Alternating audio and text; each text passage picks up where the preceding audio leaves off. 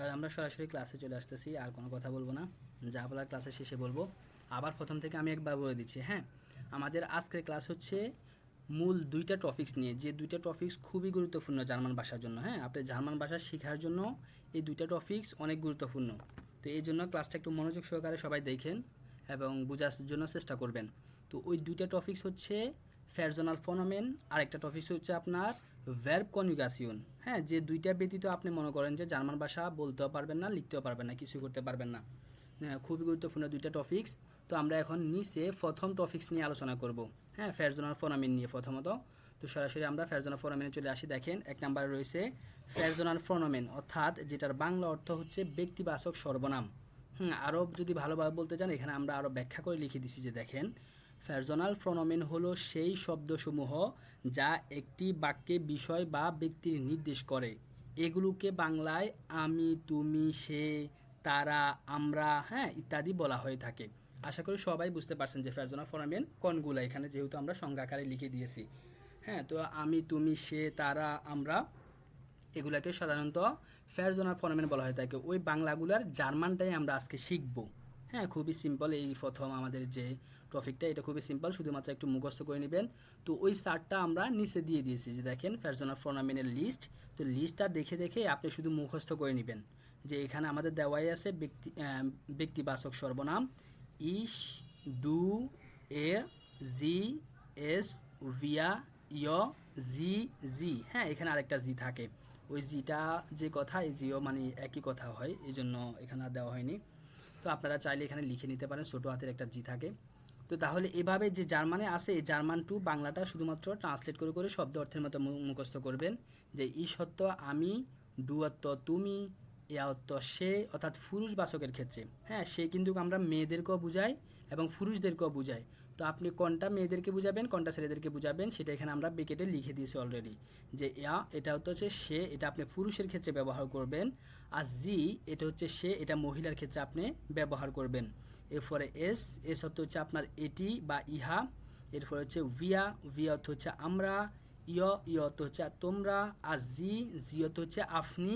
আর ছোটো হাতে জি হচ্ছে তারা বা তাদের আর কি। হ্যাঁ, তো এইভাবে আপনি এখানে যে সিরিয়ালটা আছে না, আপনি মানে সিরিয়াল ওয়েজ মুখস্থ করার জন্য চেষ্টা করবেন। তাহলে আমরা ওই যে নিচে আরও আমাদের টপিক্স থাকবে ভার্ব কনজুগেশন। তো ভার্ব কনজুগেশনের সাথে এটার একটু মানে সূত্রগত মিল আছে আর কি। তো এই জন্য এখানে যে সিরিয়ালে দেওয়া আছে ওই সিরিয়ালটা মেনটেন করে শিখবেন। সিরিয়ালটা বলতে আমি এভাবে বলতেছি যে ইস, ডু, ইয়া, জি, এস, ভিয়া, ইয়, জি, জি। হ্যাঁ, এভাবে আপনি উপর থেকে নিচের দিকে সিরিয়াল ওয়েজ আপনি শিখে নেবেন। বাংলাটা তো মাস্ট বি আপনি শিখবেন। তাহলে আমাদের ফার্স্ট টপিক্স শেষ। হ্যাঁ, তো আমরা একটা দুইটা তিনটা উদাহরণ লিখছি আমরা ফ্যারজনাল ফনোমেন দিয়ে। উদাহরণগুলো আমরা একটু দেখি। যে উদাহরণ, ইস গেহে সুর শুলে, আমি স্কুলে যাচ্ছি। দেখছেন এখানে আমি লিখছি, এই আমিটা হচ্ছে এখানে আমার ফ্যারজনাল ফনোমেন, এই যে ইস, যার মানে ইস। সেমভাবে দেখেন, ডু স্পেলসড ফুটবল, অর্থাৎ তুমি ফুটবল খেলো, এই যে এখানে ডুটা আছে না, এই দুটো হচ্ছে আমার ফ্যারজনাল ফনোমেন।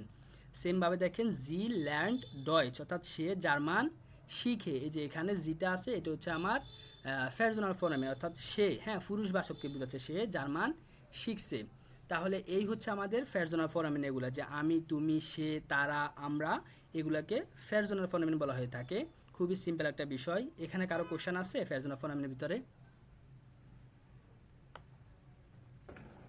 ফার্স্ট টপিকস আমাদের শেষ। এখানে কোনো বুঝার বা কোনো কথা থাকলে বলতে পারেন। কোনো কোশ্চেন আছে আপনাদের?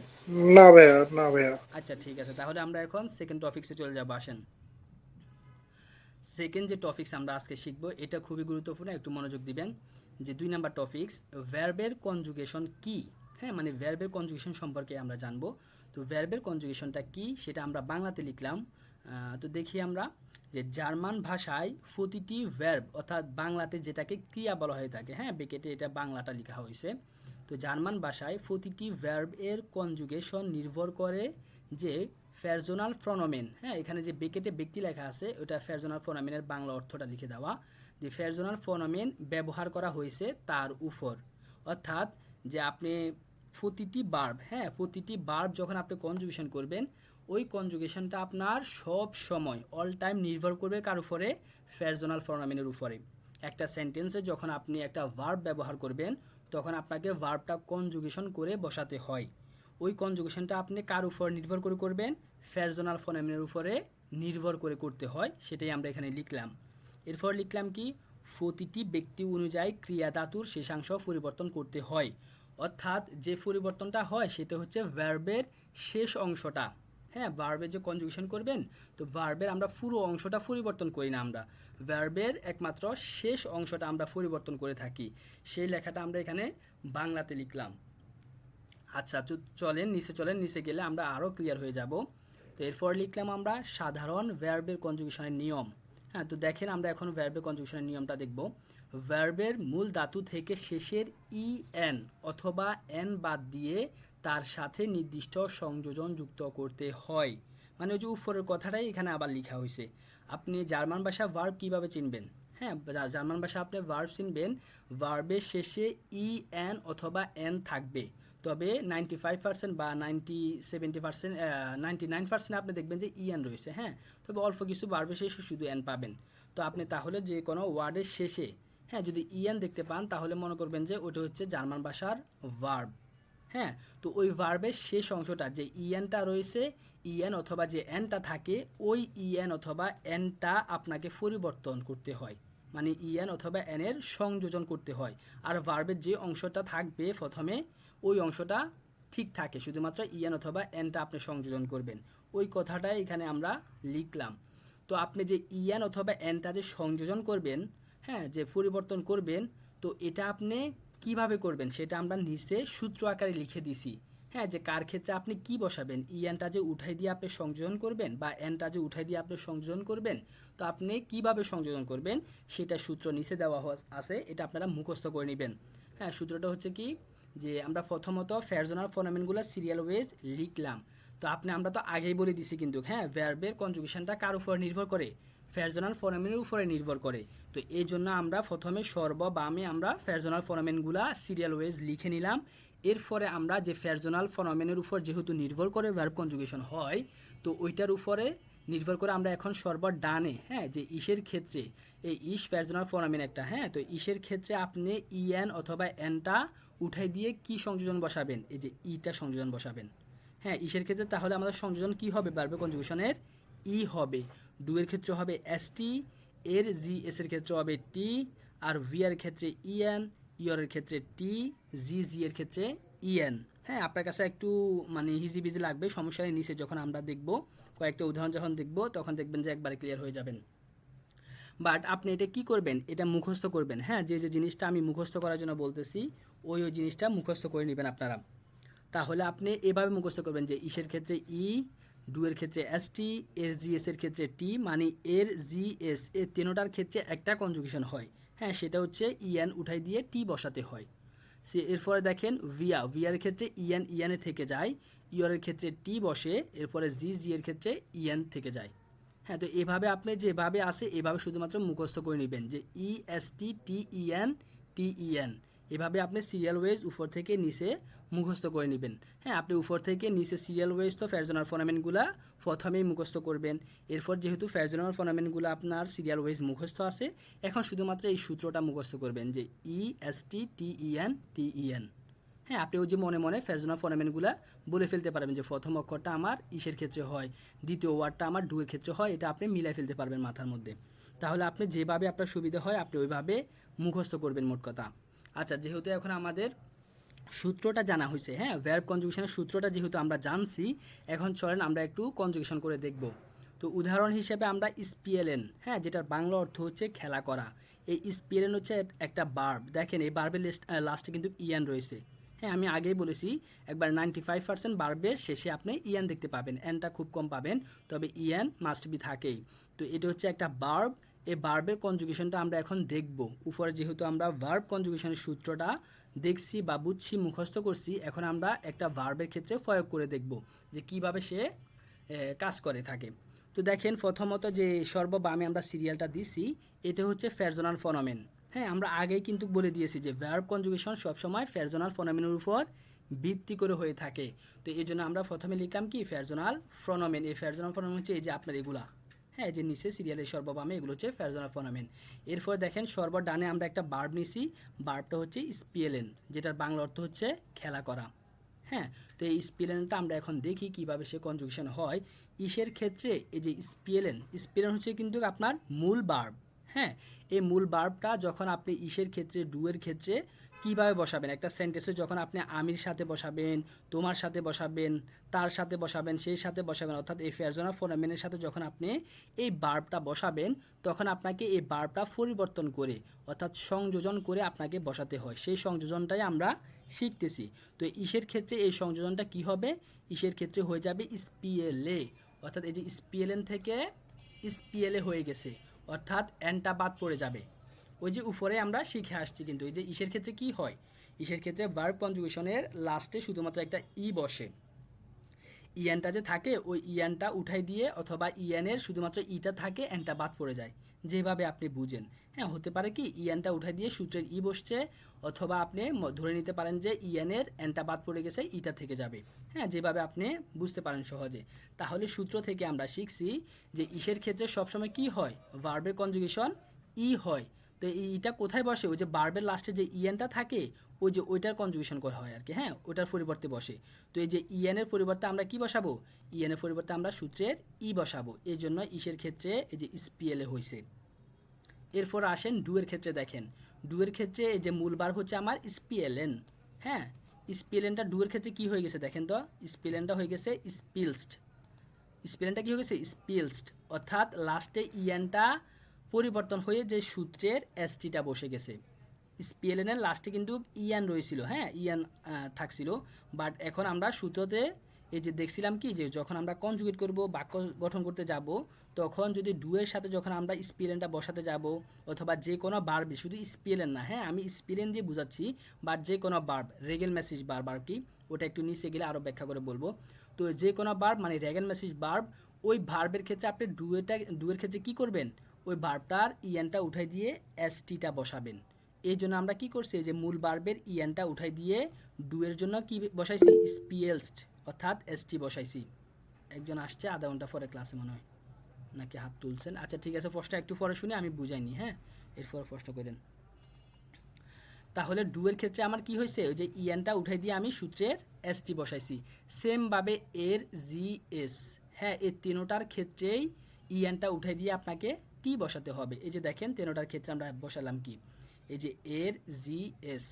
হ্যাঁ, তেনোটার ক্ষেত্রে আমরা কি করছি, এই যে স্পিএলএন থেকে স্পিএলড হয়ে গেছে, দেখছেন? এই যে ইএনটা উঠাই দিয়ে আমরা সূত্রের টিটা বসাই দিছি, ইএনটা উঠাই দিয়ে সূত্রের টিটা বসে গেছে। এইভাবে আপনি যে কোনো বার্বের ক্ষেত্রে যখন এর ক্ষেত্রে বলতে যাবেন, জি এর ক্ষেত্রে বলতে যাবেন, এস এর ক্ষেত্রে বলতে যাবেন, তখন আপনাকে ইএনটা উঠাই দিয়ে টি বসাতে হবে। হ্যাঁ, আমি শুধুমাত্র স্পিএলএন দিয়ে বুঝাচ্ছি, যে কোনো বার্ব হতে পারে। আচ্ছা, এরপর দেখেন ভিয়া। হ্যাঁ, এই ভিআরের ক্ষেত্রে আপনার বার্বটার কনজুগেট কি হয়, ভিআর ক্ষেত্রে সূত্রে আমরা কি শিখেছিলাম, দেখেন এই যে উপরে ভিআর ক্ষেত্রে আমরা শিখেছি ইএন হয়। হ্যাঁ, তো ভিআর ক্ষেত্রে যেহেতু ইএন হয়, তো বার্বের লাস্টে ইএন থাকে, তার মানে কোনো চেঞ্জ হবে না, সূত্রেরও ইএন থাকে, বার্বের লাস্টে ইএন রয়েছে। এই জন্য এখানে আমার ভিআর ক্ষেত্রে স্পিএলএন, এখানে যেভাবে মূল বার্ব ছিল এখানে সেম ভিআর ক্ষেত্রে মূল বার্বটা বসে যাবে, এই জন্য এখানে বসে গেছে। এরপর দেখেন এই যে ইয়রের ক্ষেত্রে আমরা সূত্রে কি শিখেছিলাম, উপরে চারটা দেখেন, এই যে ইয়রের ক্ষেত্রে আমরা সূত্রে শিখেছিলাম ইএনটা উঠাই দিয়ে আপনাকে টি বসাতে হবে। এই জন্য আমরা কি করছি, যে স্পিএলএনের ইএনটা উঠাই দিয়ে ইয়রের জন্য টি বসাইছি, বুঝছেন? টি বসাইছি আর হয়েছে কি, স্পিএলড হয়েছে। এরপর দেখেন লাস্টে জি, হ্যাঁ দুইটা জি এর জন্য কি বসে, দুইটা জি এর জন্য আমাদের সূত্র হচ্ছে ইএনএ থেকে যায়, অর্থাৎ সূত্র ইএন, ভার্বের লাস্টেও ইএন, তার মানে ইএনটা ইএনএ থেকে যাবে। এই জন্য জি এর ক্ষেত্রে স্পিএলএন মূল ভার্বটা স্পিএলএন মূল ভার্ব হিসেবেই রয়ে গেছে, কোনো পরিবর্তন হয় নাই। এই হচ্ছে আমাদের ভার্বের কনজুগেশন। আচ্ছা, কোশ্চেন করেন, দরকার হলে আমি আবার বুঝাবো। এ পর্যন্ত কোনো কোশ্চেন আছে? যে আপু একজন হ্যান্ড রাইজ করছেন, ভাই আমার একটা কোশ্চেন ছিল, বলো। যদি এখানে মূল ভার্ব ই হাব হাব হতো হাবে, তাহলে এখানে ইস হাবে ডু হাস্ট এইভাবে হতো, তাই না? হাবেন বার্বকে আমি বুঝাইছি, ওটা হচ্ছে আলাদা বার্ব, ওটা হচ্ছে জি অক্সিলারি বললাম বার্ব। যদি হ্যাঁ, হাবেন বার্বের সকল বার্বেরই কনজুগেট হয়ে থাকে, হাবেন ছাড়া তুমি অন্য বার্বের কথা বলো। আর জি কেন, ঠিক আছে তাহলে। আর কোনো কোশ্চেন আছে? ভাইয়া লেখাগুলি একটু বড় করা যায় না? একটু বড় করব, আরো বড় করব, এখন চলে? হ্যাঁ হ্যাঁ চলো। কোশ্চেন আছে, কারো কোনো কোশ্চেন আছে? আরেকবার বলবো এই জিনিসটা, যে জিনিসটা ভার্ব কনজুগেশনের, এটা না ঠিক আছে, অসুবিধা নাই।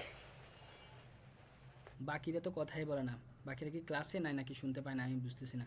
না না বুঝতে, ভাইয়া, প্রবলেম নাই, ও তো বোঝানোর শুনে। মতো নাই আর কি, বুঝছি সবাই। আচ্ছা হ্যাঁ, না বুঝলে বলবেন যে ভাইয়া বলেন, কোনো সমস্যা নেই, লজ্জা পাওয়ার কিছুই নাই। তাহলে বুঝে গেছে আশা করি। হ্যাঁ, খুবই সিম্পল, এত মাথার মধ্যে এত ফাঁসফাসের কিছু নাই। ভাইয়া দেখো টান দিচ্ছে। জি, ওই যে যার কথা শোনা যাচ্ছে উনি তাড়াতাড়ি একবার একটু বলে দিন। মাইকটা অফ করেন, মাইকটা অফ করেন। জি ভাইয়া বলেন, কি বলছিলেন আপনি, এখন বলেন। হ্যালো, কোন ভাইয়া কি যেন বলতে চাইছিলেন? আরেকবার বলার জন্য বলছিলেন না? আর কথাই বলবো না। আচ্ছা যাক, বাদ দেন, তবুও আমি এই যে মুখে একবার বলে দিচ্ছি। আসেন, আমরা এখানে মূলত ভার্ব কনজুগেশনটা দেখেছিলাম।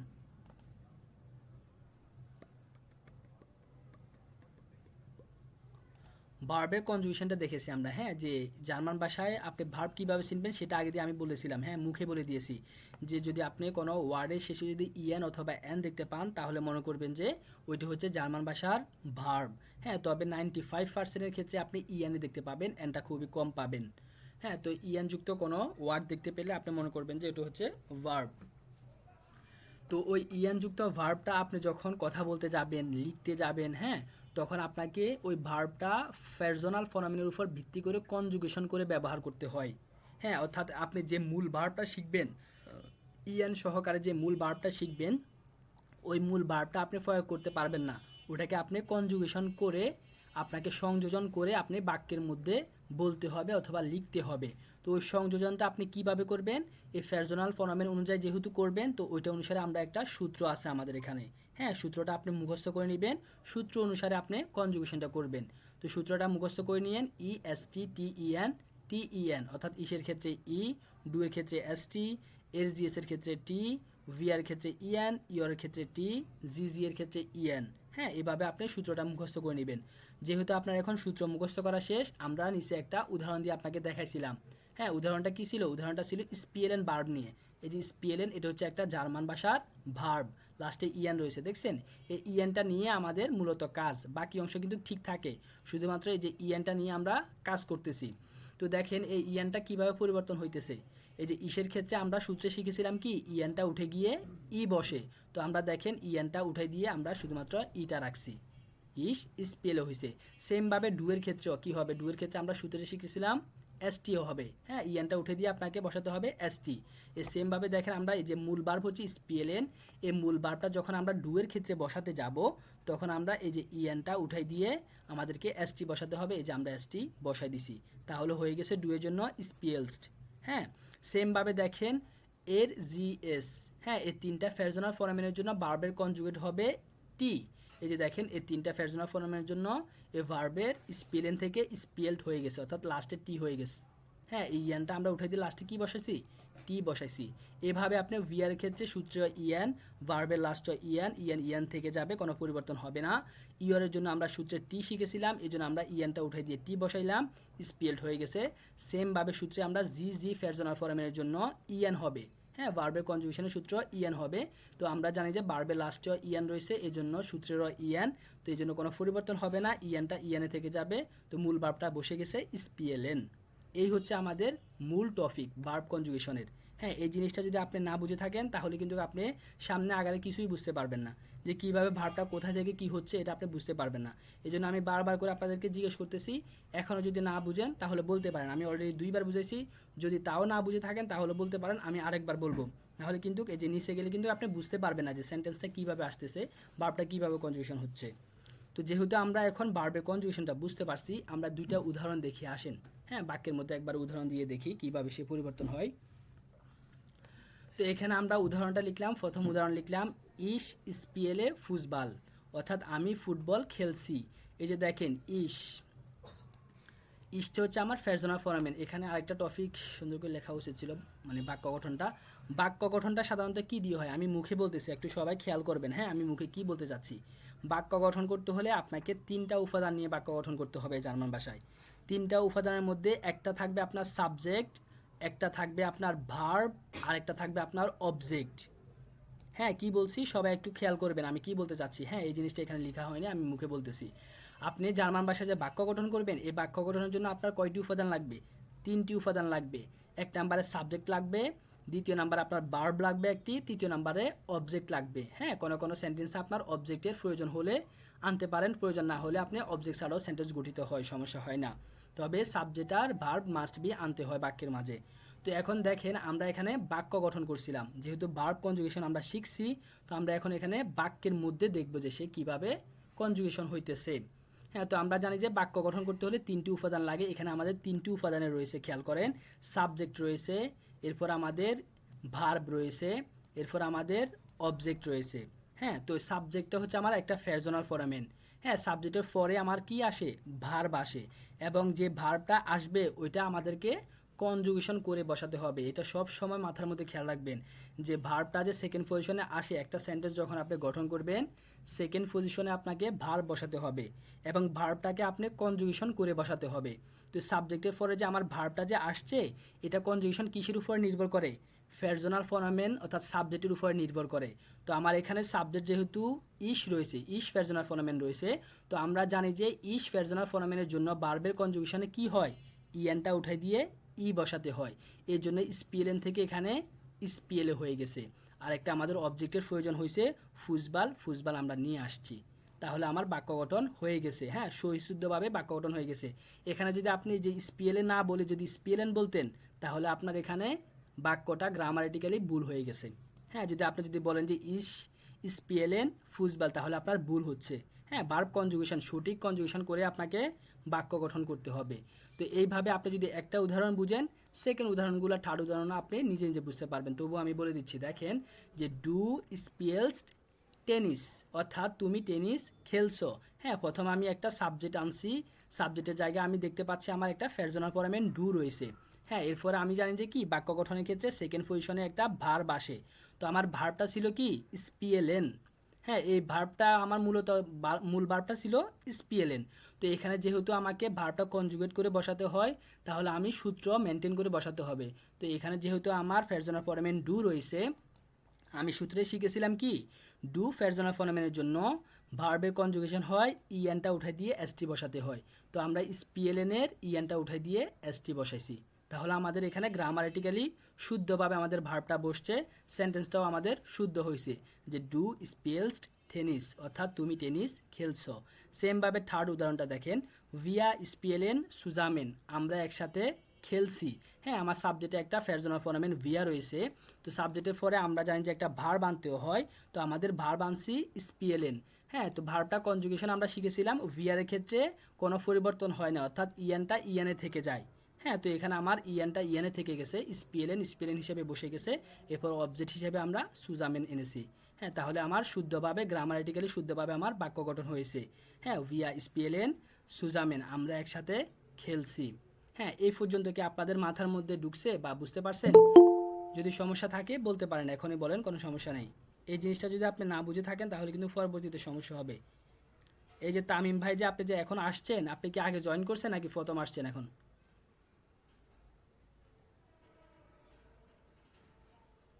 আপনি যে আসছেন এখন ক্লাসে, তাহলে ক্লাসের আগাও বুঝবেন নাকি মাথা বুঝবেন আমাকে বলেন, যে এতক্ষণ পরে যে আপনি আধা ঘন্টা পরে যে আসছেন।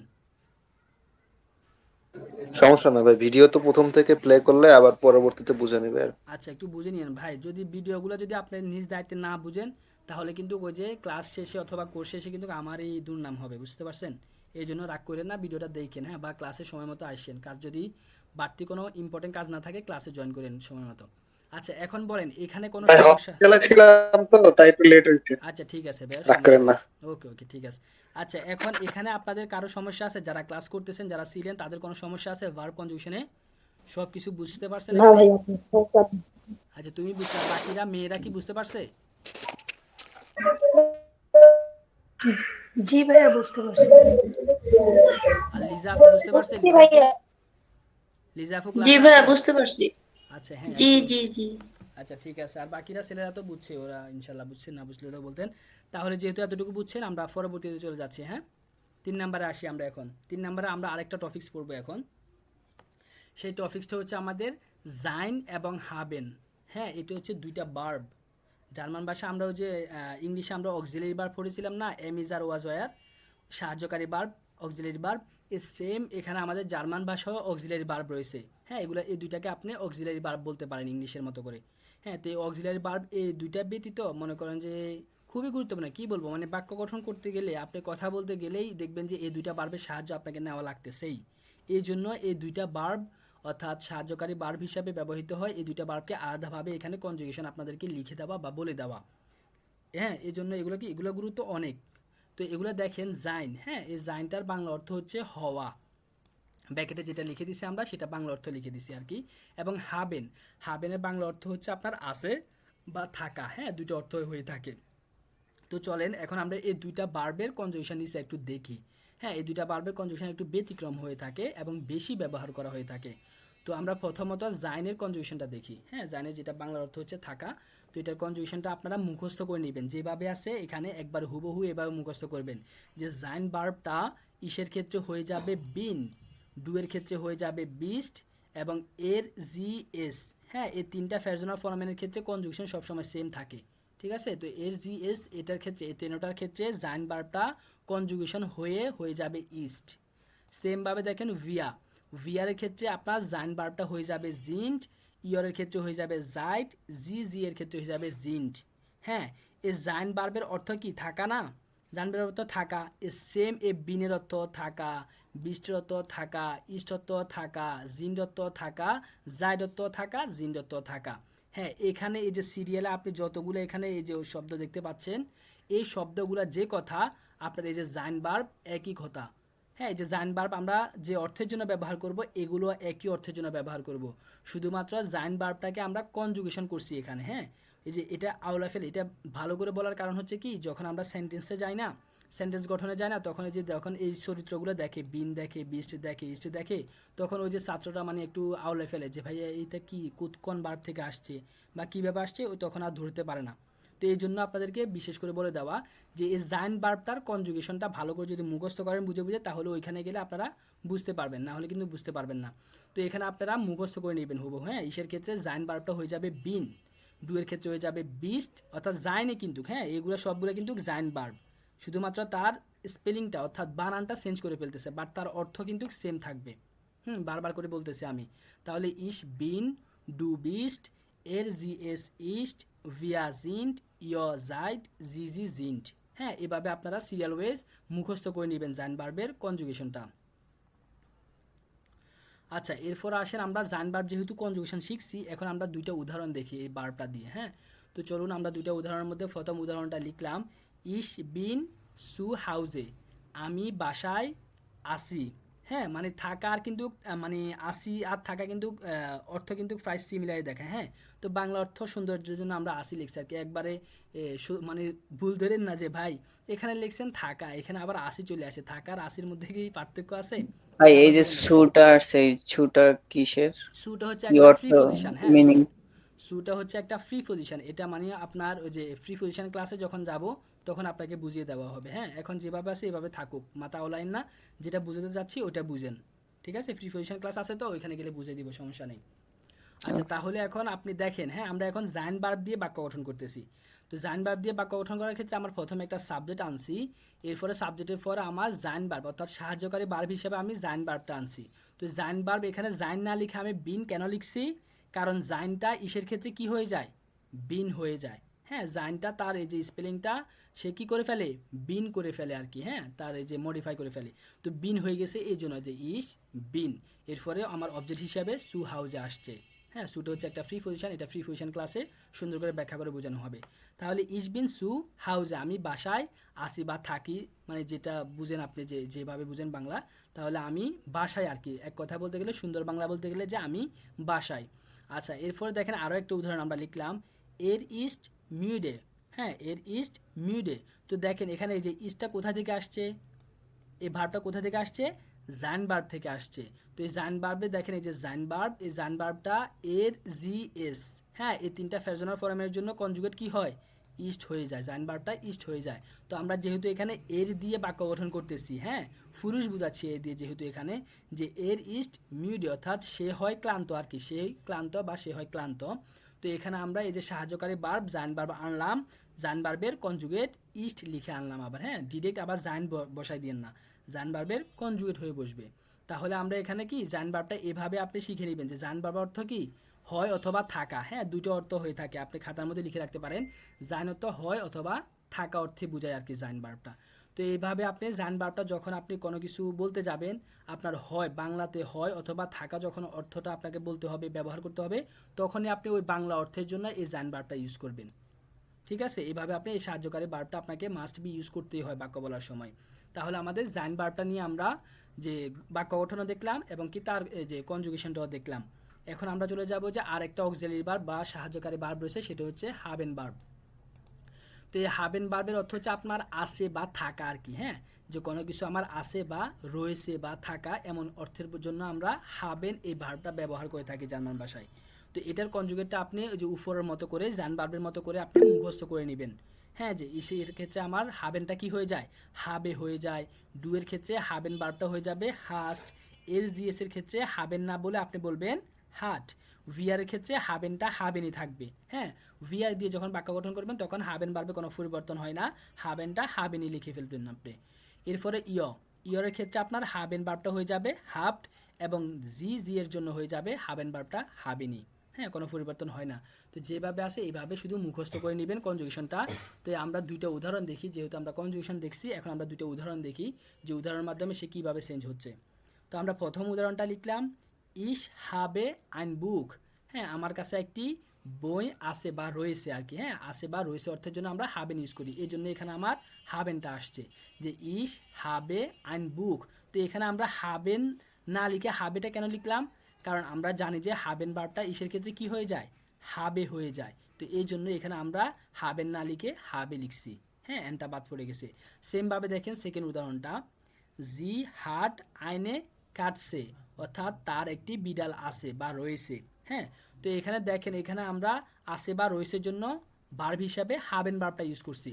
তো আমরা হাবেনটা না লিখে এখানে হাট কেন লিখলাম, কারণ আমরা জানি যে জি এর জন্য যদি আমরা হাবেন ভার্ব ইউজ করতে হয়, তাহলে এই যে দেখেন জি এর জন্য যদি আমরা হাবেন ভার্ব ইউজ করতে হয় তাহলে আমাদেরকে হাবেন না লিখে হাট লিখতে হবে, এই জন্য এখানে আমরা হাবেন না লিখে হাট লিখেছি।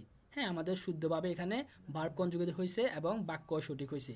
এখানে যদি আপনি হাবেন লিখে ফেলতেন আপনার অর্থ হয়ে যেত, বাক্য হয়ে যেত, বাট আপনার গ্রামারেটিক্যালি আপনার ভুল হয়ে যেত, হ্যাঁ বাক্য কিন্তু ফোকাস করা হয়ে যেত বাট গ্রামারেটিক্যালি আপনার ভুল হয়ে যাবে। এই জন্য আপনাকে কনজুগেটগুলো মাস্ট বি শিখতে হবে এবং সে অনুযায়ী ব্যবহার করতে হবে। এখন এই দুইটা ভার্বের মধ্যে কারো সমস্যা থাকলে বা বোঝার কোনো ইয়ে থাকলে বলতে পারেন। ভাইয়া এখানে ইংলিশে তো 3টা অক্সিলারি ভার্ব অনেক বেশ কয়েকটা অক্সিলারি ভার্ব আছে, বাট জার্মানে কি অক্সিলারি ভার্ব এই দুইটাই? তার মানে অক্সিলারি ভার্ব, হ্যাঁ আপনি এখন এই দুইটাই রয়েছে, এই দুইটাই শিখেন, বাট এই দুইটা থেকে আপনার আরও বের হবে, হ্যাঁ এগুলা থেকে যখন এই দুইটা জাইন ভার্বের ফ্র্যাটিউটুম শিখবেন, পারফেক্ট শিখবেন, হ্যাঁ এগুলো থেকে দেখবেন যে আরও বহুত কাহিনী বের হবে যখন উপরের লেভেলে যাবেন আর কি। এখন ওইসব কাহিনী আপনি ঢুকাইন না, বাট এখন মনে করেন যে অক্সিলারি ভার্ব হিসাবে এই দুটি ভার্বে আপনি শিখেন, যখন আসবে তখন ইনশাল্লাহ দেখতে পাবেন। আর কোনো কোশ্চেন? হ্যাঁ একটা কোশ্চেন ছিল, হ্যাঁ বলেন। বলছিলাম যে ওখানে যদি মানে আপনার কাছে একটি বিড়াল আছে তাহলে তো জি হাবেন যদি দিই তাহলে এটা বলছিলেন। হ্যাঁ তো আপনি দিতে পারেন, সমস্যা নেই। আপনি যদি সম্মানবাচক হিসাবে আপনি হিসাবে যখন সম্বোধন করবেন তখন এই যে সম্মানবাচক আপনি হিসাবের জন্য আমরা ফেরজানা ফোরামেন শিখেছিলাম কি, জি শিখেছিলাম। তাহলে জি যেহেতু শিখছি তো জি এর জন্য আমার হাবেন ভার্বটা হয় কি, হাবেন ভার্বটা জি এর জন্য হাবেনই থাকে। তাই তাই আপনি এখানে কি লিখবেন, জি হাবেন লিখবেন যখন আপনি সম্বোধন আপনি হিসাবে করতে যাবেন। এই জি দিয়ে কিন্তু আমরা আপনি বুঝা নেই, এই জি দিয়ে আমরা তার বুঝাইছি, হ্যাঁ এই জন্য এখানে হার্ট হয়েছে কনজুগেটটা, এই যে এই জিটা আমরা বুঝাইছি, ঠিক আছে আমরা এখানে এই জিটা বুঝেছি। তো আপনি এখন আপনাদের কোশ্চেন থাকতে পারে, এই কোশ্চেনটা কেউই করেন নাই, হ্যাঁ উপরে আমাকে এই কোশ্চেনটা কেউই করেন নাই, জানি না আপনারা কি ক্লাস করতেছেন কীভাবে করেন না করেন। এখানে আপনারা আমাকে কোশ্চেন করতে পারতেন যে ভাইয়া এখানে একটা জি দেখতে পাইতেছি, এখানেও একটা জি দেখতে পাইতেছি, এখানেও একটা জি দেখতে পাইতেছি, তিনটা জি আমরা পাইছি। তাহলে তিনটা জি আমরা বাক্যের মধ্যে কিভাবে বুঝবো যে আমরা কোন জি নিয়ে এখন বলতে চাচ্ছি বা ওটা কোন জি বুঝে বলতে গেছিলেন। কেউ কোশ্চেন করছে? বড় হাতের যেটা দেওয়া আছে জি, সেটা হচ্ছে মানে ওটা আপনি করে সম্বোধন করে, আর ছোট হাতে যে এসটা আছে সেটা তো মনে হয় ছোটদেরকে বলে। আচ্ছা, তাহলে এই যে উপরে এটা তো আমরা ছোট হাতে লিখতে পারি, তাহলে ওটা আপনি কিভাবে বুঝবেন? এটা আমি জিজ্ঞাসা করিনি কেন ভাই, এটা হচ্ছে আমি যেটা বুঝছি, এটা শুরুতে থাকলে সেটা হচ্ছে সাবজেক্ট, তো সাবজেক্টের ক্ষেত্রে ভার্বটা ব্যবহৃত হবে, আর যখন মাঝখানে থাকবে বা শেষে থাকবে সেটা অবজেক্ট, তখন ব্যবহৃত হবে না। আচ্ছা বুঝছি, হ্যাঁ আপনি সেন্টেন্সটা আপনার সামনে গঠন করা থাকলে না আপনি বুঝতে পারতেছেন যে হ্যাঁ এই জিটা দিয়ে আমি যেহেতু ভার্ব কনজুগেট দেখে বুঝে ফেলতেছি যে এই জিটা দিয়ে আমার সে বুঝাচ্ছে, এ যে দিয়ে আপনি বুঝাচ্ছে। যখন মনে করবেন যে আপনাকে কেউ লিখতে যাবেন, তখন আপনি কীভাবে বুঝবেন? তখন আপনি বা পড়তে যাবেন, তখন আপনি বুঝবেন যে দেখেন কেউ কোশ্চেন করলে এভাবে, ঠিক আছে আপনি ভার্ব কনজুগেট দিয়ে চিনতে পারবেন। বাট এভাবে যদি কেউ কোশ্চেন করে তখন আপনি আনসারটা দিবেন যে আপনি যখন একটা সেন্টেন্সে জি দেখতে পাবেন তখন আপনি বুঝবেন কি, যখন আপনারা বিশেষ করে বে আইনসে লেজেন্ড ফার্স্ট যখন পড়তে যাবেন, হ্যাঁ তখন আপনি দেখবেন যে জি জি দিয়ে আপনার অনেক কোশ্চেন থাকবে, তখন আপনি কীভাবে বুঝবেন যে এ জি দিয়ে আমার এখানে কি তারে বোঝাচ্ছে নাকি আপনাকে বোঝাচ্ছে?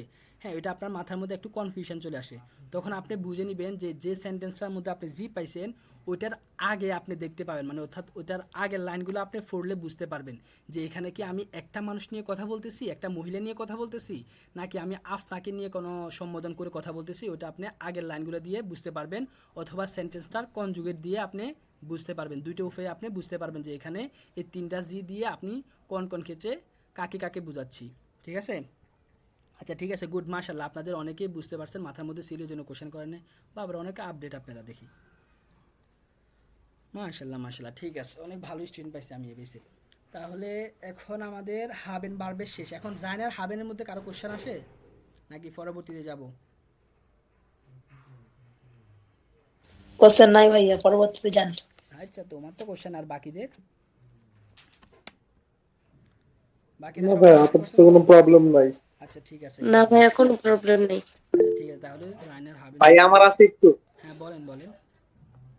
ওই যে হাভেনের ওই যে একটু উপরে যান না,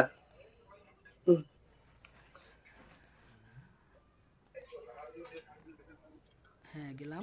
এ, হাভেনের এই যে হাভেন হলো একটা মূল ভার্ব নাকি? হ্যাঁ মূল ভার্ব। সেখান থেকে আমরা ইসের ক্ষেত্রে ইএন বাদ দিয়ে ই যোগ করবো নাকি? যোগ করব, হ্যাঁ। আর ডুয়ের ক্ষেত্রে এসটি টি ইএন টি ইএন এইভাবে যোগ করে আসতেছি, তাই তো? অর্থাৎ যোগ বললে আপনি আমাদের ওই যে উপরের সূত্র অনুযায়ী হালকা মিল আছে আবার মিল নাইও।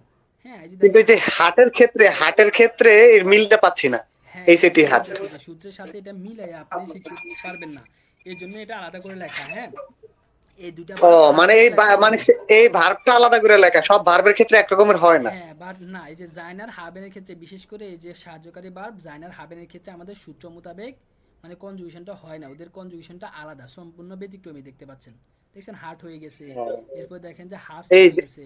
হ্যাঁ এটা কনজুগেশনটা আলাদা, এই জন্য এটাকে বিশেষ করে তুলে ধরা আর কি।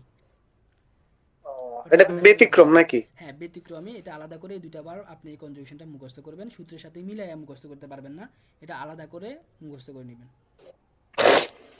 ও আচ্ছা ঠিক আছে ভাই। আচ্ছা ঠিক আছে, তাহলে এখন আমরা পরবর্তী টপিকসে চলে যাব। হ্যাঁ আসেন একটু মনোযোগ দিন, হ্যাঁ এই টপিকস এখন যেটা বলবো এটা মনোযোগ দিয়েন। প্রথমত আমাদের 4 নাম্বার টপিকস, এখানে আমরা লিখলাম কি, লিখলাম যে রেগেল মেসিগে ভার্বেন। আমাদের কয় মিনিট আছে আর? আমাদের এই যে টাইমটা আর কয় মিনিট আছে একটু দেখেন তো। টাইম ডেডলাইন দেয় নাই ভাই, এখনো নোটিফিকেশন আসে নাই 15 মিনিটের। আচ্ছা ঠিক আছে গুড, তাহলে আসেন 4 নাম্বারে আমরা এখন শিখবো রেগেল মেসিগে ভার্বেন। হ্যাঁ যেটা বাংলা অর্থ বলতে গেলে আপনার নিয়মিত ক্রিয়া। হ্যাঁ নিয়মিত ক্রিয়া বা নিয়মিত ভার্ব আর কি, এর কনজুগেশনটা আমরা এখন দেখব। তাহলে রেগেল মেসিগে ভার্বেন, প্রথমে আমরা যেহেতু একটা নতুন একটা শব্দ পাইলাম যে রেগেল মেসিগে ভার্বেন, ভার্ব তো আমরা চিনি, হ্যাঁ ভার্বেন মানে কি ভার্ব বোঝাচ্ছে। তো ভার্ব সম্পর্কে তো আমরা উপরে জানছি বা শিখছি, কিন্তু এখানে ভার্বের সাথে আরেকটা নতুন ওয়ার্ড চলে আসছে, সেটা হচ্ছে রেগেল মেসিগে। হ্যাঁ তাহলে রেগেল মেসিগে ভার্বেন দ্বারা কি বোঝায় এটা আপনাকে প্রথমে বুঝতে হবে। তো আমি প্রথমে সংজ্ঞা আকারে লিখে দিই, এখানে রেগেল মেসিগে বলতে এখানে ওরা সংজ্ঞা আকারে লিখে নাই। হ্যাঁ রেগেল মেসিগে ভার্ব বলতে বোঝায় যে ভার্বগুলো বাক্যের মাঝে সাবজেক্ট অনুযায়ী মূল কাঠামোর কোনো পরিবর্তন ঘটায় না, তাদেরকে রেগেল মেসিগে ভার্বেন বলে। জিনিসটা আশা করি আপনারা তেমন বুঝতে পারেন নাই। অর্থাৎ উপরে যে আমরা ভার্বের কনজুগেশনটা শিখছি, এই যে একবার উপরে আসেন, একটু খেয়াল করেন কিন্তু, হ্যাঁ এখন একটু জটিল জটিল লাগতে পারে এখন যে বিষয়টা আমি বুঝাতে চাচ্ছি। এই যে উপরে যে আমরা এই যে ভার্বের সূত্রটা শিখছি, হ্যাঁ এই সূত্রটা শিখছি না, কনজুগেশন হয়ে হয়ে বসে। তো এই কনজুগেশন হয়ে আপনার ভার্বগুলা বসবে, হ্যাঁ মানে মূল কাঠামোর কোনো চেঞ্জ হয়নি। এই যে আমরা যে সূত্র অনুযায়ী বসাইছি, শুধুমাত্র ইয়ানটা চেঞ্জ করে না বসাইছি, আমরা কি এটা কোনো ধরছি, ওর আগের কোনো ওয়ার্ডকে আমরা চেঞ্জ করছি? করি না, কোনো চেঞ্জ হয়ও নয়, আমরা করিও নয়। এই যে যেমন দেখেন স্পিএলএন, হ্যাঁ এই স্পিএলএন এর শুধুমাত্র কাজ করছি আমরা কোনটা নিয়ে, ইএনটা নিয়ে আমরা কাজ করছি। আর যে বাকি যে এসপিআইইএলটা রয়েছিল, হ্যাঁ এই মূল কাঠামোটা আমরা কোনো স্পর্শ করি নাই, ধরিও নাই, কোনো কনজুগেশনও করি নাই, হ্যাঁ কোনো পরিবর্তনও হয় নাই, শুধুমাত্র ইএনটা নিয়ে আমরা পরিবর্তন করছি। তো এই সকল ভার্ব, অর্থাৎ যে সকল ভার্বের আপনি দেখবেন যে শুধুমাত্র ইএনটা পরিবর্তন করতেছেন বা ইএনটা পরিবর্তন আসতেছে ভার্বের কনজুগেশনে, আর বাকি যে মূল কাঠামোটা ছিল মূল ভার্বের ওই কাঠামোটাই থাকবে বা ওই কাঠামোটাই আছে, তাহলে বুঝে নেবেন যে এই ভার্বটাকে বলা হয় রেগেলম্যাসিক ভার্বেন। অর্থাৎ সে ভার্বের সূত্র অনুযায়ী পরিবর্তন হবে, তার মূল কাঠামোর কোনো পরিবর্তন হয় না। জিনিসটা কি বুঝতে পারছেন? রেগেলম্যাসিকে ভার্বেন, আমি যদি এখন কাউকে বলি যে ভাইয়া রেগেলম্যাসিকে ভার্বেন বলতে কি বোঝায়, কেউ বলতে পারবেন? এখন কেউ একজন বলেন তো আমাকে যে রেগেলম্যাসিকে ভার্বেন বলতে আমি কি বোঝাতে চাচ্ছি। জি ভাই, ও সেখানে যে মূল যে কাঠামোটা ছিল মানে ধরেন, এটা বাদ দিয়ে, হ্যাঁ হ্যাঁ সেটা আগের যেটা থাকে ওটা চেঞ্জ হয় না। সেটা মূল ভার্বে যেভাবে থাকবে কনজুগেশনও সেভাবে থাকে, কোনো পরিবর্তন হয় না, শুধুমাত্র ইএনটা নিয়ে আমরা কাজ করে থাকি। তো ওই সকল ভার্ব কি বলে থাকবো আমরা? রেগেলম্যাসিকে ভার্বে বলে থাকবো। ঠিক আছে, গুড ভাইয়া বুঝতে পারছে। তাহলে এই হচ্ছে আমার সংজ্ঞা আকারে প্রথমে আমি আপনাদেরকে বলে দিয়েছি। এখন দেখি এখানে কি লিখছে ওরা। এখানে লেখা হয়েছে যে নিয়মিত ক্রিয়ার জন্য মূলত শেষের ইয়ান সরিয়ে নির্দিষ্ট সংযোজন দিতে হয়। উদাহরণ হিসাবে লার্নেন ক্রিয়াটি দেখি, এখানে কিন্তু লেখেই না ব্যাখ্যা। হ্যাঁ ব্যাখ্যাটা আমি মুখে বলে দিছি, কারো প্রয়োজন হলে, যদি প্রয়োজন না হয় তাহলে তো মুখস্থ করি না, প্রয়োজন হলে লিখে নিয়েন আপনারা। তাহলে এখন আমি রেগেলম্যাসিকে ভার্বের মানে বুঝে গেছি। হ্যাঁ তো বুঝার পরে আমরা এখন একটা কনজুগেট দেখি আসেন। তো ওইরকম রেগেলম্যাসিকে ভার্বেনের ভার্বটাই আমাদের জার্মান ভাষায় বেশি। হ্যাঁ আপনি 90% ভার্বে দেখবেন যে আপনি রেগেলম্যাসিকের নিয়মে, অর্থাৎ রেগেলম্যাসিক ভার্ব, অর্থাৎ তার মূল কাঠামোর কোনো পরিবর্তন আসে না, শুধুমাত্র ইএনটা আমরা কনজুগেশন করি আর মূল কাঠামো যেভাবে থাকে ওইভাবেই থেকে যায়। ঠিক আছে, এই ভার্বটাই বেশি। বাট কিছু কিছু ভার্বের ক্ষেত্রে দেখবেন যে ভিন্নতা আছে, ওইটা আমরা নিচে গেলে বলবো। এখন আমরা এটার যে উদাহরণটা দেখি আসেন। হ্যাঁ রেগেলম্যাসিকে ভার্বেনের একটা ভার্ব আমরা নিলাম যে লার্নেন। হ্যাঁ লার্নেন, এই লার্নেনের কনজুগেশনটা একটু দেখেন। ইসের ক্ষেত্রে হয়েছে কি লার্নে, অর্থাৎ আমরা ইএনটা শুধুমাত্র চেঞ্জ করতেছি সূত্র অনুসারে। হ্যাঁ সূত্র অনুসারে আমরা শুধুমাত্র ইএনটা বসাইতেছি, আর যে মূল কাঠামোটা আছে তার এটার কোনো পরিবর্তন হচ্ছে না বা আমরা পরিবর্তন করতেছি না। মাইক অফ করেন যার মাইক অন, তাহলে আমরা কোনো পরিবর্তন করতেছি না এটা। তাই ইসের জন্য এই জন্য আমার হয়েছে কি লার্নে হয়েছে, অর্থাৎ শুধুমাত্র সূত্র অনুযায়ী ই বসছে। সেমভাবে দেখেন ডুয়ের ক্ষেত্রে, হ্যাঁ সেমভাবে দেখেন ডুয়ের ক্ষেত্রে আমার হয়েছে কি ল্যান্সড হয়ে গেছে, অর্থাৎ ইএনটা পরিবর্তন করে আমরা শুধুমাত্র সূত্রের এসটিটা বসাইছি বা এসটিটা আনছি আমরা। হ্যাঁ আর যে মূল কাঠামোটা ছিল এটার কোনো পরিবর্তন আসে নাই। আর কোশ্চেন ছিল বলো। যে আমি আগের গুলোতে যেগুলো দেখলাম হ্যাঁ আসলে আসলে আগের গুলোতে যেগুলো দেখলাম কিনা, বলো।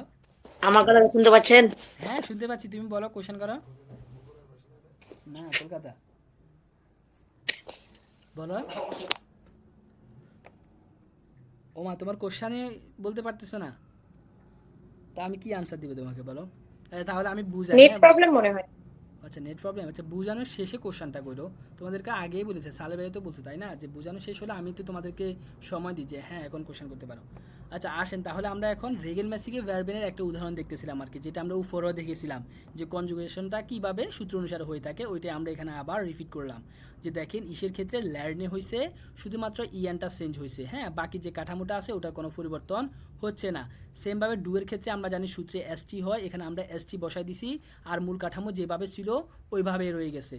এভাবে দেখেন এর জিএস এর ক্ষেত্রে আমরা সূত্রে টি শিখছি, এখানেও টি বসাই দিলাম, মূল কাঠামো কোনো পরিবর্তন হয় নাই। ভিআর এর ক্ষেত্রে আমরা ইএন শিখছি, সেমভাবে মূল কাঠামো অনুসারে ইএন সহকারে বসে গেছে। এরপরে ইয়রের ক্ষেত্রে আমরা শিখেছিলাম কি সূত্রে ইএনটা উঠাই দিয়ে টি বসাতে হয়। তো এই জন্য আমরা এখানে ইয়রের ক্ষেত্রে লার্নেনের যে লার্নেন থেকে ইএনটা উঠাই দিয়ে টি বসাইছি, হয়ে গেছে লার্নড। হ্যাঁ, মানে মূল কাঠামোটা ঠিক আছে, শুধুমাত্র ইএনটার পরিবর্তন করছি। এভাবে জি জি, হ্যাঁ, নিচে যে দুইটা জি শিখেছিলাম, দুইটা জি এর জন্য কনজুগেশন এক হয়, সে কনজুগেশনটা হচ্ছে সূত্রে আমরা ইএন শিখছি, এখানেও ইএন বসে গেছে এবং মূল কাঠামো যেভাবে ছিল ওইভাবেই বসছে। হ্যাঁ, তো এই জন্য যেহেতু মূল কাঠামোর কোনো পরিবর্তন আসে নাই, শুধুমাত্র সূত্র অনুযায়ী আমরা পরিবর্তনটা করেছি, এই জন্য এই ভার্বগুলোকে বলা হয় থাকে রেগেলম্যাসিকে ভার্বেন বা স্টারকিন ভার্বেনও বলা হয় থাকে। অর্থাৎ এই ভার্বগুলো সূত্র অনুযায়ী পরিবর্তন হয়। হ্যাঁ, শুধুমাত্র ইএনের অংশটা পরিবর্তন হয়, কিন্তু মূল কাঠামোর কোনো পরিবর্তন আসে না। এই ভার্বগুলোই জার্মান ভাষায় বেশি রয়েছে, এই জন্য আমাদের তেমন সমস্যার সম্মুখীন হতে হয় না। হ্যাঁ, এই ভার্বে আমরা বেশি ব্যবহার করে থাকি। আচ্ছা, তাহলে রেগেলম্যাসিকে ভার্বেন নিয়ে আমরা দুইটা উদাহরণ লিখছি, দুইটা উদাহরণ দেখেন। ইশ লার্নে ডয়েচ, আমি জার্মান শিখছি। দেখেন এখানে আমার লার্নেন থেকে লার্নে হয়েছে। হ্যাঁ, ইসের ক্ষেত্রে কনজুগেট কি হয়, ইএনটা উঠে গিয়ে ই বসে, আর মূল কাঠামোটা আমার ফুল ঠিক আছে। হ্যাঁ, মূল কাঠামোর ক্ষেত্রে আমার LERN ছিল, এখানেও আমার LERN রয়েছে, কোনো পরিবর্তন আসে নাই, এই জন্য এটাকে রেগেলম্যাসিকে ভার্বেন বলে।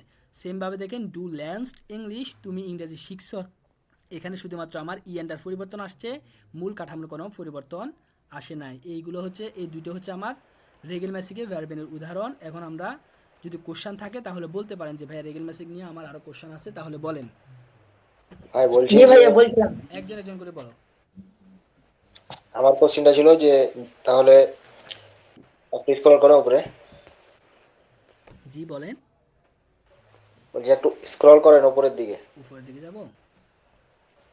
হ্যাঁ বলেন, আরও আর যাব? একটু করেন। ও হাবেন ভার্ব সম্বন্ধে বলছিলেন, তাহলে হাবেন ভার্বটা, তাহলে এটা ভার্ব নয় অবশ্যই। হ্যাঁ হ্যাঁ বলেন, আবার বলেন। হাবেন ভার্বটা তাহলে কোন এ? মানে কোন ক্ষেত্রে বসাবো? ইংরেজিতে টু বি বার বলে ওগুলো আর কি, মানে হ্যাভ হাবেনটা আমি কেন এখানে ইউজ করি না, নাকি বা হাবেন ভার্বটা কোথায় ইউজ করবো এটাই বলতেছেন? হ্যাঁ, হ্যাঁ, হাবেন ভার্বটা আপনি আমার কি এখানে কোনো আছে অর্থ আসছে বা থাকে অর্থ কি আমি বুঝাইতে চাইছি ওই সেন্টেন্সটার মধ্যে? দেখেন তো, আপনি খেয়াল করেন, আমি হাবেনটা কখন ইউজ করব? যখন কোনো কিছু আছে অর্থ বুঝাতে যাব অথবা থাকা অর্থ বুঝাতে যাব, তখন আমি এই হাবেন ভার্বটা ইউজ করব। ওইখানে তো আমি শিখি বুঝাচ্ছি, এখানে দেখেন তো আমি কি হাবেন আছে বা থাকা অর্থ বুঝাচ্ছি? এই যে বলছিলাম দেখেন, যে হাবেন ভার্বটা এটা নয় তাহলে, মানে রেগেল মাসেকে। ও হাবেন ভার্বটা রেগেল ম্যাসিক বা উন রেগেল ম্যাসিকের মধ্যে পড়ে নাই, ওটা আলাদা ভার্বে বললাম ভাই, ওটা তো আমি আগেই বলছি, ওটা আপনি ইংলিশে অক্সিলারি ভার্ব হিসাবে, বাংলাতে মনে করেন যে সাহায্যকারী ভার্ব হিসাবে ধরতে পারেন। হ্যাঁ, ওইগুলোকে এখানে আইনেন না, ওই দুইটা ভার্ব আলাদা করে এই জন্যই লেখা। ওই দুইটা ভার্ব হচ্ছে সাহায্যকারী ভার্ব, হ্যাঁ, টু বি ভার্ব বলে আর কি ইংলিশে যেটাকে বলা হয় থাকে, ওইগুলো ওই এটাই বল। ক্যাটাগরিতে পড়ে না। আচ্ছা, আর কোনো কোশ্চেন? ভাইয়া যেটা স্পিলেন দিয়ে, ভাইয়া যেটা স্পিলেন দিয়ে বললেন, হ্যাঁ, আপনার ওখানে তো শুধুমাত্র ইএন দিয়েই চেঞ্জ হলো, তো এখানেও তো মানে কি বললেন, তো এখানেও তো আপনার ইএন দিয়ে চেঞ্জ হচ্ছে, তাহলে তফাৎ কি হলো? কোথায়, কোন উদাহরণটার কথা বলতেছো, কোন লাইনে? ইস স্পিলেন, সব প্রথমে আপনি যেটা বুঝালেন ইস স্পিলেন। কোশ্চেনটা মানে সাথে সাথে, পার্সোনাল প্রোনাউনের ক্ষেত্রে বোঝাচ্ছে। মানে উদাহরণটা আমি দিছিলাম কোথায়, কোন জায়গায় দিছিলাম? 4 নাম্বার টপিকসে দিছি আমি? না, না, 1 নম্বর। শুরুতে আর কি পার্সোনাল প্রোনাউন হিসাবে যে চেঞ্জ হয় ওইটা বুঝাইতে চাচ্ছে। আরে এই কোশ্চেনটাই আমি বুঝি না, এই যে স্পেলিংটা, হ্যাঁ বলো, এখান থেকে দেখে বলো স্পেলিং মানে কি বোঝাতে এই যে চাচ্ছো? এখানে যে স্পিলেনটা আছে, তো এখানে তো আমরা আসলে ইএন দিয়ে চেঞ্জ করলাম হ্যাঁ, মূল কাঠামো কোনো চেঞ্জ করি নাই। না, তো ওই যেটার কথা আপনি বলছিলেন এখন, ওটাও তো ইএন দিয়ে চেঞ্জ করলাম, তো আসলে তাহলে তফাৎ কি হলো? তফাৎ নাই, এটাও রেগেল ম্যাসিকে ভার্বেন, ওটাও রেগেল ম্যাসিকে ভার্বেন। এখন তুমি আমাকে কোশ্চেন করতে পারতে যে ভাইয়া এটাও কি রেগেল ম্যাসিকে ভার্বেন না ওটাও কি রেগেল ম্যাসিকে ভার্বেন, কোনো তফাৎ হয়নি যে? হ্যাঁ, দুইটাই রেগেল ম্যাসিকে ভার্বেন, এই ভার্বের সংখ্যাই বেশি। স্পেলেনটাও রেগেল ম্যাসিকে ভার্বেন, আর ওই যে নিচে যেটা বললাম লার্নেন, ওটাও রেগেল ম্যাসিকে ভার্বেন। এই জন্য শুধুমাত্র আমরা ইএনটা নিয়ে আমরা কাজ করছি। হ্যাঁ, যে মূল কাঠামোটা ছিল ওটার কোনো পরিবর্তন করি নাই, এই জিনিসটাই আমি বুঝাতে চাচ্ছি। শুধুমাত্র লার্নেনের ক্ষেত্রে হবে তা আমি বলতেছি না, বলছিলাম যে আমি রেগেল ম্যাসিকে ভার্বেন, অর্থাৎ এরকম ভার্বই বেশি। জার্মান ভাষা হাজার হাজার লক্ষ লক্ষ ভার্ব পাবা তুমি, ওই ভার্বগুলোর মধ্যে মনে করো যে 99% বা 95% দেখবা যে রেগেল ম্যাসিকে ভার্বেন। হ্যাঁ, যেগুলো তুমি এই সূত্র অনুসারে শুধুমাত্র ইএনটা পরিবর্তন করবা, হ্যাঁ, মাঝখানে কোনো পরিবর্তন আসে না।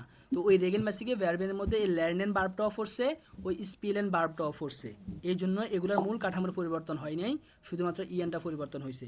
বুঝতে পারছো? জি, বুঝতে পারছি। আর কারো কোশ্চেন?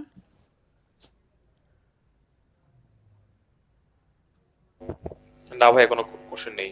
আচ্ছা ঠিক আছে। এখন মনে করেন যে আরেকটা কোশ্চেন করতে পারতেন যে আপনারা যে ভাইয়া তাহলে A1 এর জন্য রেগেল মেসিকে ভার্বের কোনগুলো আমরা কিভাবে জানবো।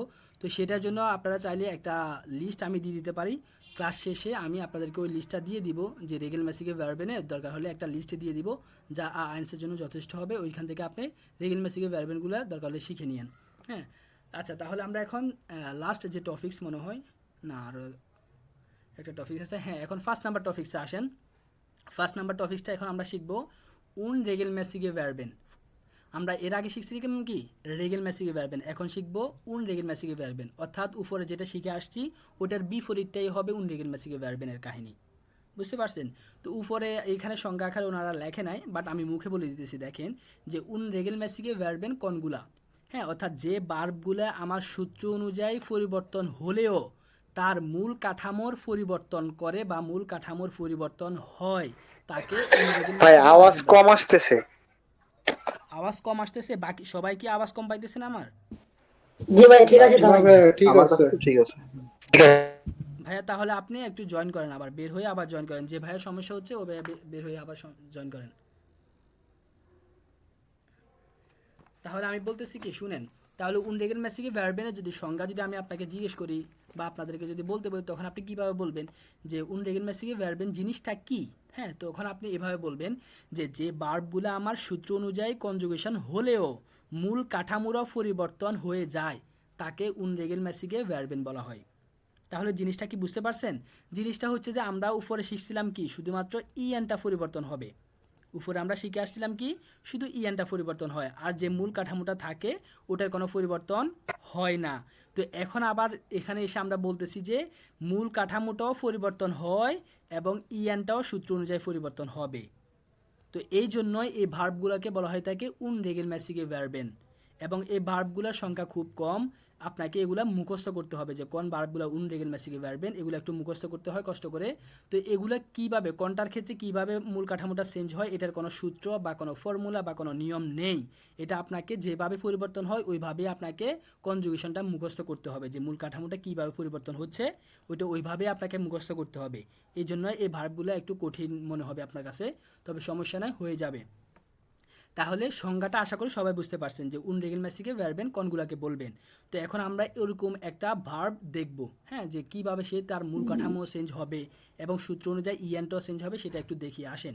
তো আমরা প্রথমে এই যে সর্ববামে এগুলো লিখলাম আমরা ফেরজনাল ফনোমেন, যেহেতু ভার্ব সবসময় ফেরজনাল ফনোমেন দিয়ে চেঞ্জ হয় তো ওইটা এই জন্য আমরা সর্ববামে লিখলাম। এরপর আমরা একটা unregelmäßige Verb নিলাম, সেটা হচ্ছে জেহেন, হ্যাঁ যেটার বাংলা অর্থ হচ্ছে দেখা। তো দেখেন এটার পরিবর্তনটা কিভাবে হচ্ছে। ইসের ক্ষেত্রে আমরা জানি যে সূত্রের ইএনটা উঠে গিয়ে কি বসে, ই বসে। সূত্রের ইএনটা উঠে গিয়ে আমার ই বসছে, এবং মূল কাঠামোর মধ্যে আমার ছিল কি SEH, যে ছিল এখানেও আমার SEH ঠিকই আছে, কোনো পরিবর্তন হয়নি, অর্থাৎ ইসের ক্ষেত্রে কোনো পরিবর্তন হয়নি।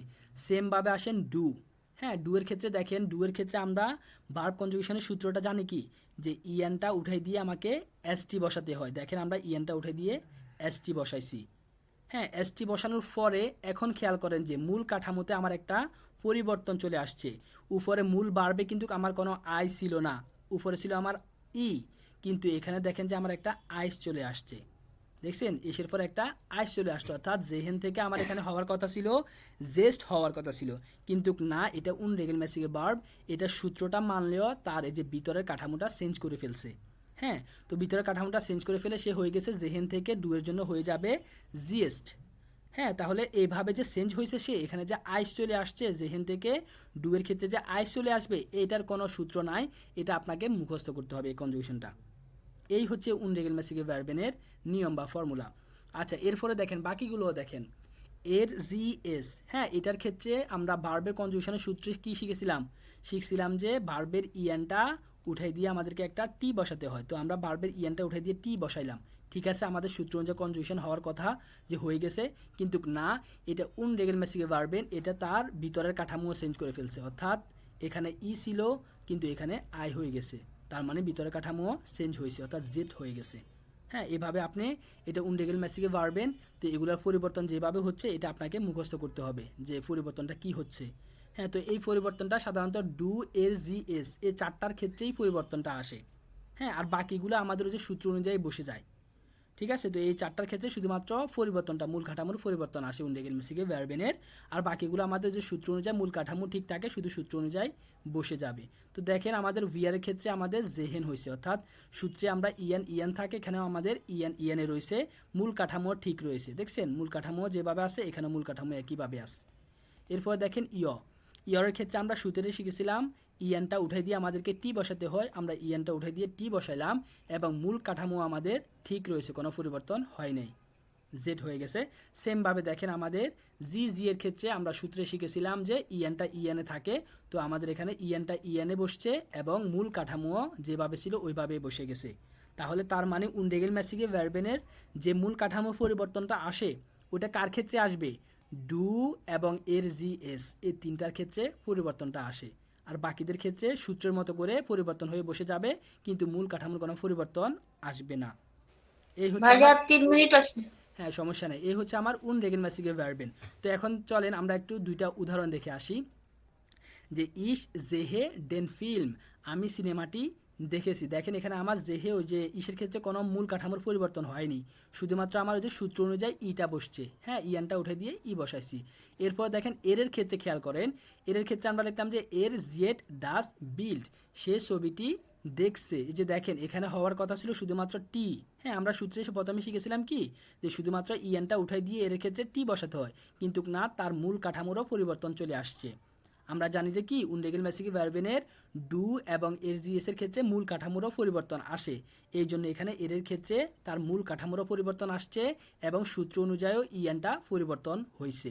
হ্যাঁ, এভাবে আপনাকে উন্ডেগেলমেসিগে ভার্বেনগুলা মানে ডু এবং এর জিএস এর ক্ষেত্রে মূল কাঠামোও পরিবর্তন করতে হবে এবং সূত্র অনুযায়ীও পরিবর্তনটা করতে হবে। হ্যাঁ, এভাবে আপনাকে উন্ডেগেলমেসিগে ভার্বেন ব্যবহার করতে হবে। এখানে কোনো কোশ্চেন আছে আপনাদের? বুঝছেন উন্ডেগেলমেসিগে ভার্বেনের কাহিনী? ভাইয়া উনরেগেলমেসিভ ভার্ব গুলো কি পরিমাণে সীমিত নাকি হ্যাঁ, এটাও পরিমাণ অনেক বেশি? সীমিত, কম, হ্যাঁ এটা কম আছে। ওকে ওকে তাহলে তাহলে ভাই বুঝছি। আমাদের যদি পারেন ওই লিস্টটা দিতেন তাহলে আর কি হ্যাঁ আমরা। হ্যাঁ, বারবেল লিস্ট, যে আমি যখন শেষ হবে তখন বারবেল লিস্ট দিয়ে দিব, এখন কাজও দিয়ে হোমওয়ার্ক দিয়ে দিব অনেকগুলো আজকে, দেখবেন যে হোমওয়ার্ক যারা করবেন তারা অনেক করতে হবে। আচ্ছা ঠিক আছে, এখন সবাই বের হয়ে যান, এরপর আমরা আসি কি আছে এরপর কথাবার্তা বলি। এই লিঙ্ক থেকে সবাই বের হয়ে যান, নতুন লিঙ্ক দিচ্ছি।